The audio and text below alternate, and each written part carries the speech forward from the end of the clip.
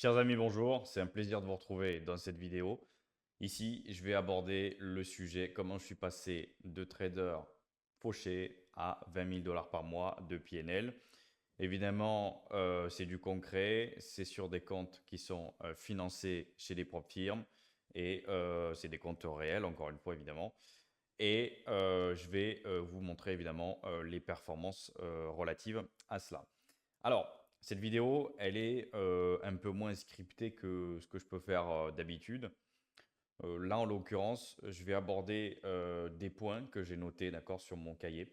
Et je vais aborder ces points. Euh, voilà, ni plus ni moins. C'est un peu, euh, c'est un peu le nouveau format que je vais faire sur cette chaîne YouTube. D'accord, on va aborder des sujets par-ci par-là de cette manière. Donc, moi, pour vous expliquer un peu quand tout a commencé, moi j'ai commencé à m'intéresser à la finance en 2016. D'accord, en 2016, j'étais encore au lycée, j'étais en filière STMG et je commençais les cours d'économie justement dans cette filière-là. Et je me suis pris de passion pour l'économie, donc évidemment, vous doutez bien, à ce moment-là, moi j'ai commencé à prendre énormément d'avance sur tout le monde, jusqu'à même avoir de l'avance sur tout le programme de l'année. D'accord. C'est véridique d'ailleurs. Moi, l'économie, ça a commencé à me passionner. Ensuite, vraiment, je suis passé à la bourse. Donc, voilà, investissement dans le CAC 40, etc. On a fait nos armes un peu là-dessus, sur le Bitcoin. Et ensuite, après, j'ai découvert le trading sur indice. J'ai découvert le trading sur les small caps. Et je me suis fait mon expérience petit à petit. De base, d'ailleurs, je tradais beaucoup les valeurs au SRD sur le CAC 40, pour ceux qui connaissent. Et ensuite, vraiment, je suis passé aux indices parce que je me rendais compte que c'est, surtout les indices américains, c'est beaucoup plus intéressant que de travailler sur des valeurs individuelles, même si c'est vrai que j'avais quand même quelques petits résultats sympas sur le trading de small caps. Aux États-Unis, je parle bien, évidemment. Et puis ensuite, après, j'ai commencé à vraiment bien développer mon expérience, encore une fois en autodidacte, même si évidemment je me suis aidé de certaines personnes. J'ai eu un mentor notamment qui m'a appris l'order flow, ce qui a ensuite permis le fait que je rentre dans une boîte de trading à Paris, un fonds privé pendant à peu près 2 ans et demi, voilà, au sein duquel j'ai géré au maximum à peu près 6 millions d'euros. Ok. Donc c'est quand même correct. Et en fait, moi j'étais payé à la performance. Plus j'avais donc un salaire fixe, plus un bonus en fonction de mes performances de manière trimestrielle. D'accord. Encore une fois, moi j'ai eu beaucoup de chance parce que j'ai tout appris de manière autodidacte. Pour apprendre les choses de manière autodidacte, ça demande quand même d'avoir une certaine, euh, une certaine discipline, une certaine curiosité. C'est très important. Moi, j'ai cette curiosité d'ailleurs sur tous les sujets, puisque je peux aussi bien vous parler d'histoire, de politique, d'économie, que d'autres sujets finalement, parce que je vais me renseigner sur un sujet et je vais vraiment le bûcher en profondeur, littéralement. Donc voilà, ça moi c'est ma façon de faire, c'est tel que je suis aujourd'hui et c'est tel que je continue à procéder. Évidemment, entre tout ça, j'ai fait d'autres choses à côté qui m'ont permis finalement, j'ai beaucoup travaillé, j'ai fait pas mal des petits boulots, des trucs à la con quoi finalement. On démarre tous d'un certain point, le but étant d'arriver à un point B, d'accord? J'ai fait de la livraison, des Deliveroo, des trucs comme ça. J'ai fait même du développement de site internet, j'ai fait tout un tas de trucs, j'ai essayé plein de trucs. Et tout ça dans le simple but de mettre de l'argent de côté pour finalement financer mon activité de trading. D'accord. C'est comme ça que les choses se sont faites petit à petit. D'accord. Je n'ai pas cherché à griller certaines étapes. Vraiment, je me suis concentré sur le processus. Et c'est pas grave si ça ne se fait pas en 15 jours. Parce que l'essentiel, c'est d'arriver à notre point B. D'avoir, moi, mon but, mon rêve, ça a toujours été d'avoir cette liberté par le biais de ce métier-là qui me passionnait, mais terriblement. Moi, je sais que même mon ancien manager de l'époque à Paris m'a dit que j'étais fait pour ça. Beaucoup me disent d'ailleurs que je suis fait pour ça. Je suis fait pour la finance, je suis fait pour le trading. Et j'ai ce profil qui correspond parce que bon, déjà, j'ai pas de femme, voilà. Je suis seul et finalement, je peux travailler pendant 10 heures, 10-12 heures sur une journée sans problème. Ça va pas me déranger. D'accord? S'il y a du travail à déployer, il n'y a aucun problème, moi je le ferai. Donc ça, effectivement, ça contraste un peu avec la mentalité actuelle où les gens vont aller au taf et bah, vont se barrer à 17 heures parce que bah, voilà, Sandrine, elle a plus envie de travailler. À 16h59, elle a enfilé sa veste.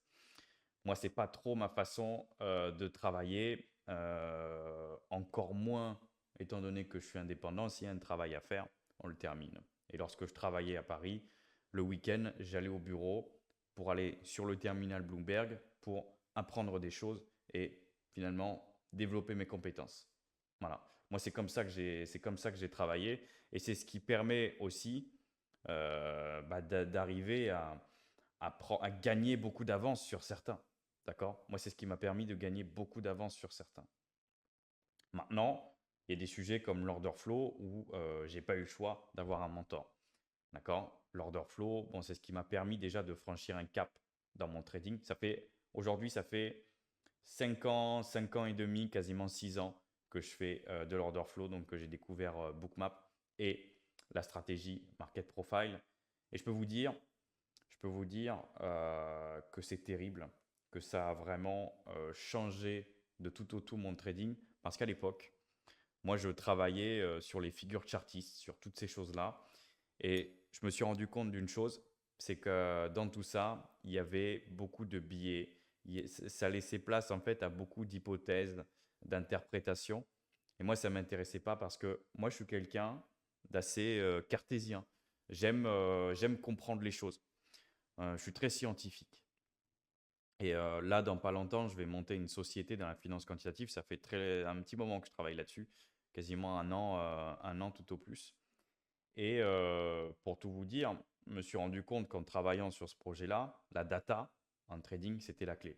Donc c'est pour ça, justement, que lorsque moi, je vais regarder mes chiffres en trading, bah, il y a énormément. En fait, ce que vous voyez là, c'est le fruit d'un travail qui ne s'arrête pas à l'exécution. Avant ça, il y a le côté analyse, donc analyse de la macro, analyse du contexte de marché, d'accord? Il y a ensuite l'analyse au moment de prendre la position, donc par le biais du market profile et du footprint. Ça, on y viendra juste après. Et à côté, il y a le journaling. Donc le journaling, c'est vraiment, je vais analyser toutes les positions que j'ai prises, le risque que j'ai pris, etc. Est-ce que ça a été bon ou pas? Et je vais monitorer toutes ces datas-là. D'accord? Et plus je vais avoir de data, plus je vais pouvoir m'améliorer. Plus je vais pouvoir perfectionner certains points de mon trading qui restaient perfectibles, mais que vraiment, bah, soit il y a des choses, je vais les dégager parce que je me rends compte que bah, prendre telle position à telle heure, etc., c'est pas bon, donc je dégage. Et me concentrer un peu sur vous voyez, la loi de Pareto, ok. Sur vraiment le 20% qui fait 80% du résultat. Voilà. Ça, c'est quelque chose qui me parle. Moi, je suis un peu un feignant, donc c'est vrai que je vais chercher à faire dans mon trading ce qui est le plus performant, là où je performe le plus. Bon, moi j'ai la chance d'être un peu hybride parce que moi je fais du scalping et je fais du day trading. Maintenant, si vous voulez, ces deux process-là de trading ne s'appliquent pas forcément tout le temps. Il y a des moments où le marché il va être beaucoup plus propice à faire de l'intraday et il y a des moments où le marché il va être beaucoup plus propice à faire du scalping. Ça, il faut bien le distinguer et encore une fois, ça se travaille dans votre analyse en amont et ça permet d'éviter certaines erreurs. Maintenant, pour éviter de vous vendre du rêve, le scalping, moi, ça m'a pris quand même un certain temps à maîtriser et avant, ce qui est le plus simple, c'est de maîtriser des patterns en day trading. Vous avez beaucoup plus de probabilités de réussir en day trading que de réussir en scalping. Parce que le scalping, même si vous faites une formation, une très bonne formation, une formation en accéléré, tout ce que vous voulez, que vous allez dans une salle de marché, etc., ça va vous coûter 10 000 balles. vous ne serez pas rentable en scalping au bout de 3 mois. C'est impossible, littéralement. Vous allez être rentable en scalping au bout de quelques années. D'accord? Et tout ça, ça va être le fruit aussi de vos erreurs. Ça va être le fruit finalement de vos échecs qui vont vraiment vous forger des compétences en scalping. Le scalping, ça demande énormément, énormément. C'est un peu comme certains pilotes. Ils vont avoir besoin de beaucoup d'heures de vol pour être bons. C'est un peu comme certains tireurs. Là, c'est pareil. Vraiment, pour le scalping, j'insiste, je persiste et je signe. Ça demande beaucoup d'heures de travail pour être maîtrisé dans son intégralité. Et après, justement, ça va vous donner la maîtrise du scalping. Encore une fois, ça va vous donner un avantage terrible parce que vous allez rentrer après dans ce qu'on appelle un état de flow.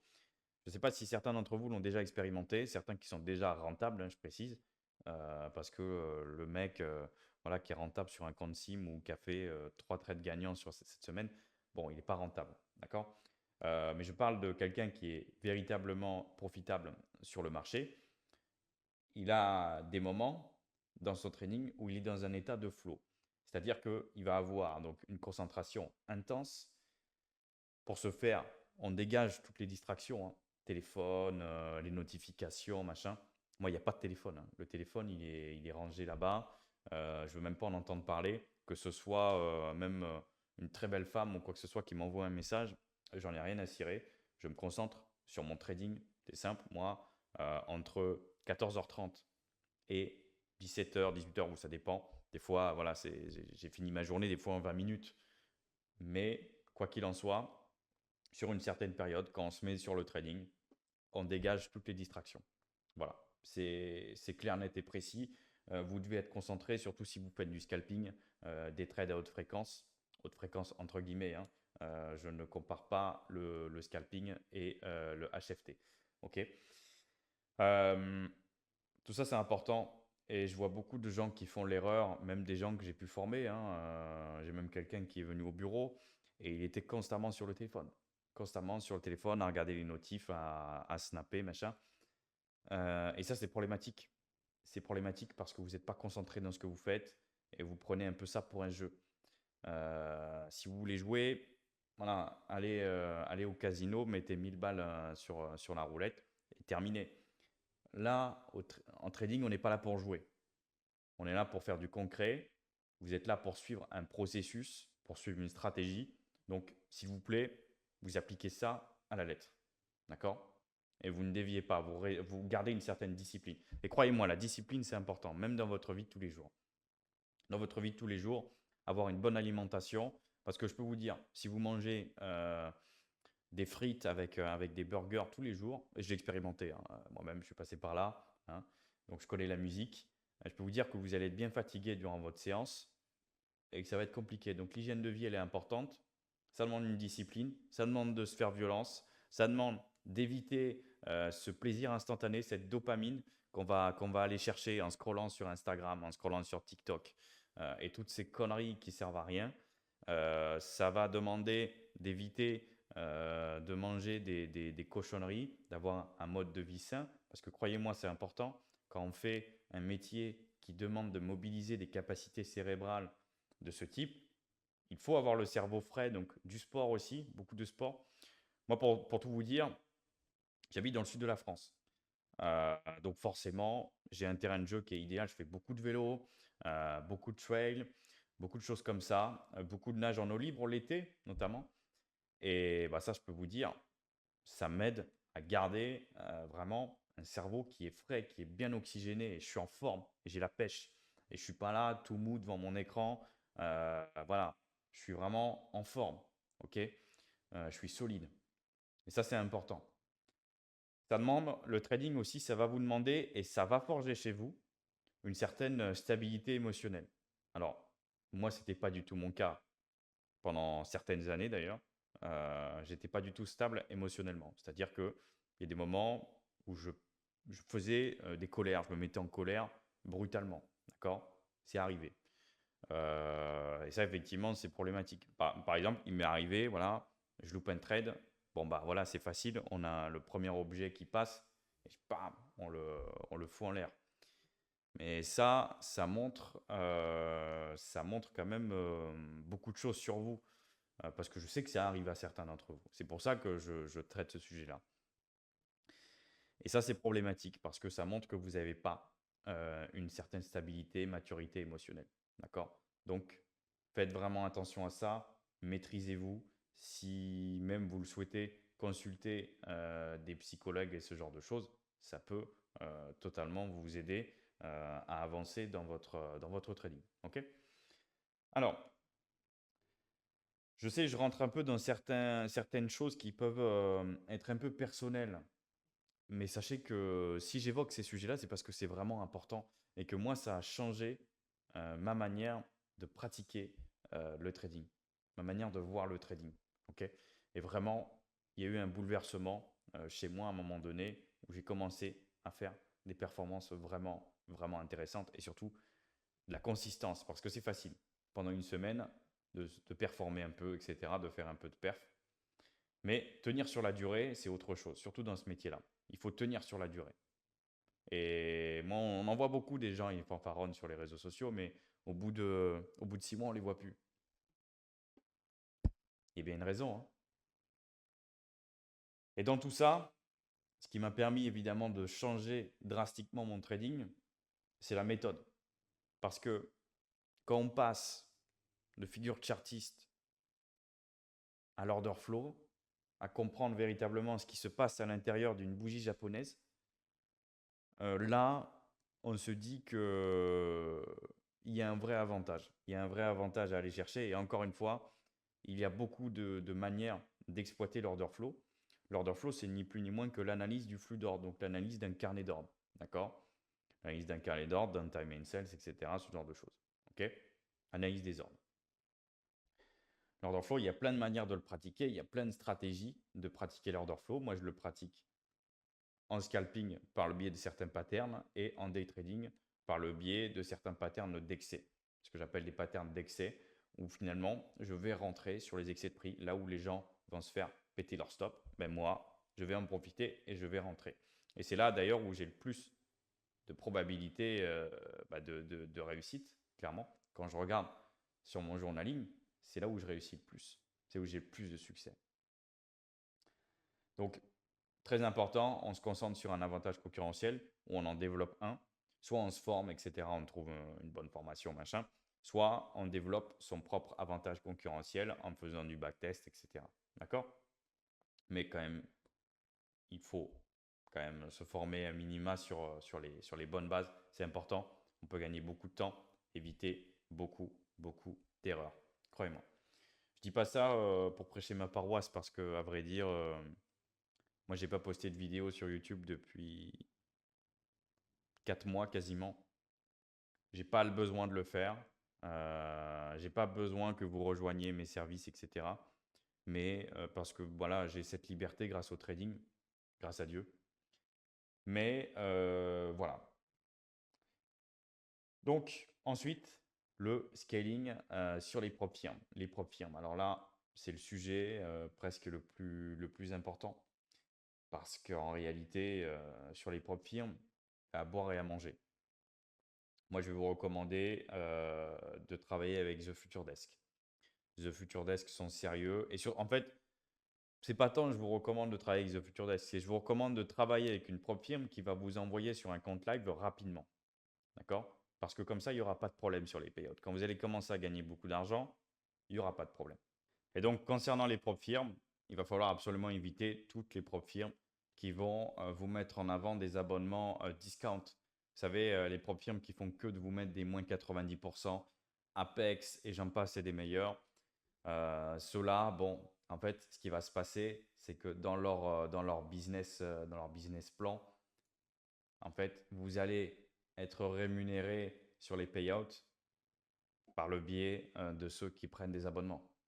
Donc, ce n'est pas quelque chose de tenable sur la durée. Et moi, j'aime pas du tout travailler comme ça. Parce que moi, j'aime bien me projeter. En tant que trader, j'aime bien pouvoir faire des projections. D'accord? C'est très important. Et je préfère payer cher que de payer 20 dollars et puis de me faire enculer sur les payouts. Alors que j'aurais travaillé pendant des mois et puis au final, on me dit: «Ah non, ton payout, non, parce que là, tu pas appliqué telle règle de cohérence». Mais va te faire enculer, c'est moi qui ai pris les trades. Règle de cohérence, on est dans quel monde là? Parce que la règle de cohérence, certaines propres firmes, ils vont vous demander une règle de cohérence pour prendre des payouts. Ah bah tel jour, non, tu peux pas, là, tu as fait trop de profit. Ça n'existe pas en trading, ça n'existe pas. Donc tout ça, ça dégage. À partir du moment où il y a une règle de cohérence, bon, sauf sur l'évaluation, il n'y a pas de problème, mais à partir du moment où ça prend du payout, s'il y a des règles de cohérence, ça dégage. Ok? Vous dégagez ces propres firmes-là. C'est pas des propres firmes qui sont sérieuses.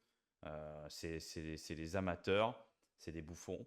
Donc, travaillez avec des propres firmes sérieuses. Vous allez mettre le prix. Ces jeux Future Desk, ça peut monter jusqu'à 700 dollars, voire même 1000 dollars sur certains challenges. Mais derrière, vous avez une marge de 6000 dollars. Ok? C'est énorme. Avec un drawdown qui est statique. Pas de règle de cohérence. Vous passez directement sur un compte live. Donc c'est du sérieux, c'est du concret. Parce que vous allez être sur un compte réel. Et ça, c'est un vrai avantage. Surtout si vous commencez à faire beaucoup d'argent, que vous commencez à scaler. euh, il faut faire attention à ça justement.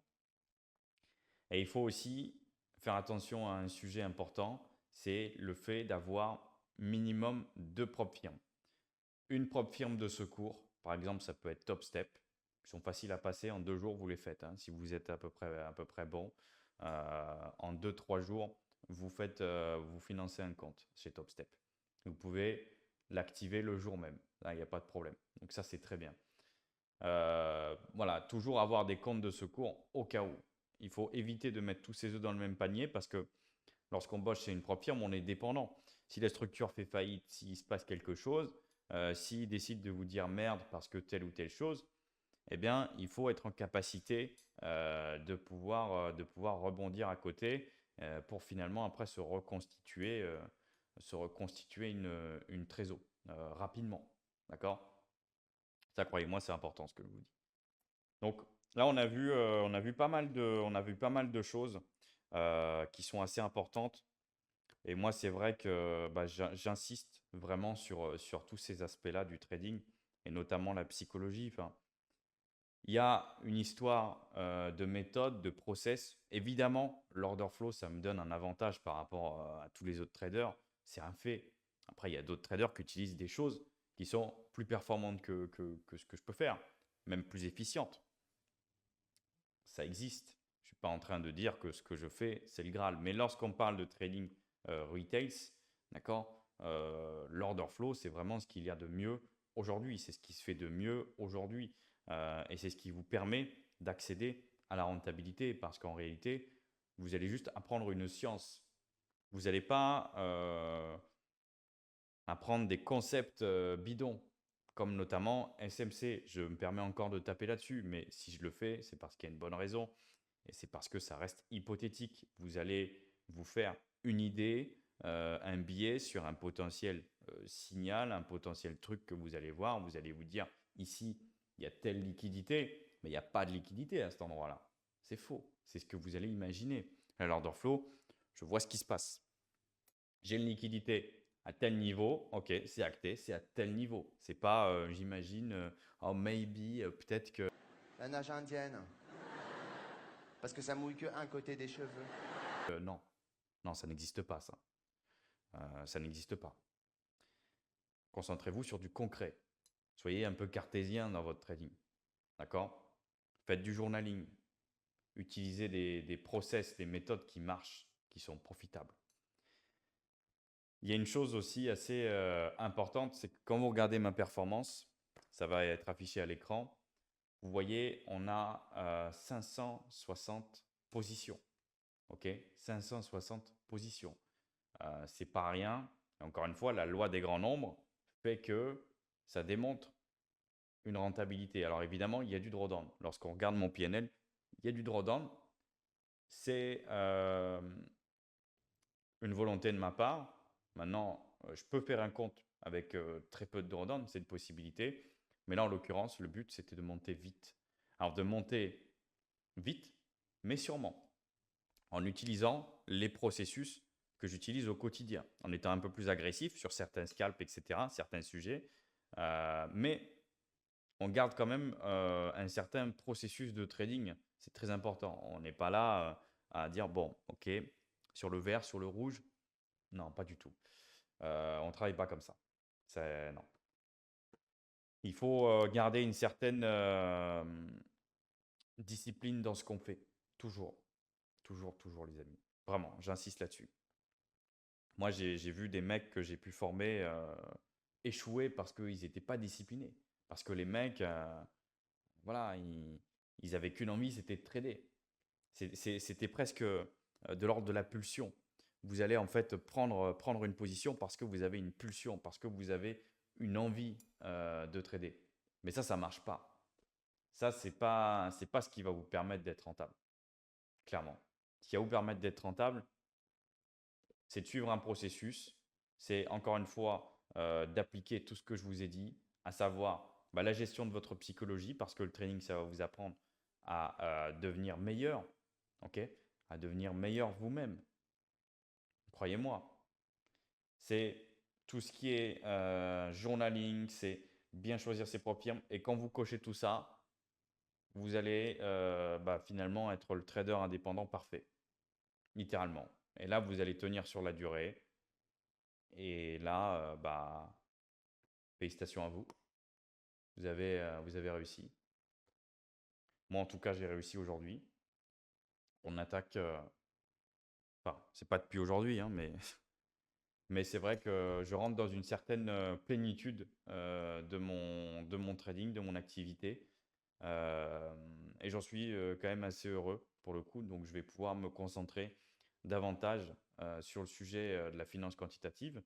Et puis, bah, si vous le souhaitez, si vous avez envie de me rejoindre, de travailler avec moi, c'est un plaisir. Et puis, on se donne rendez-vous bah, pour une vidéo prochaine, d'ici peu, pas dans 6 mois cette fois. Et je vous dis très bonne journée. Ciao.